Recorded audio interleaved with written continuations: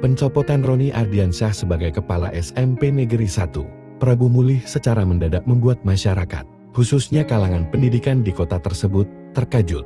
Roni selama ini dikenal sebagai kepala sekolah yang nyentrik, berprestasi, dan dinilai banyak pihak telah mengharumkan nama sekolah maupun kota Prabu Mulih. Di tengah kejanggalan itu, beredar isu dan komentar di media sosial yang menyebut pencopotan tersebut diduga berkaitan dengan tindakan Roni yang pernah menegur anak seorang pejabat daerah agar tidak memarkirkan mobil di lapangan sekolah.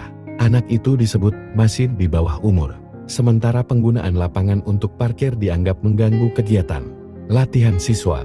Sebuah video yang memperlihatkan Roni berpamitan dengan guru dan murid secara haru tersebar luas di media sosial dan memicu banyak komentar. Sejumlah warganet menduga pencopotan Roni terjadi karena ia memarahi anak pejabat di Prabu Mulih yang membawa mobil ke sekolah. Padahal lapangan sekolah saat itu hendak digunakan untuk latihan marching band. Mereka juga menyebut satpam sekolah ikut diberhentikan.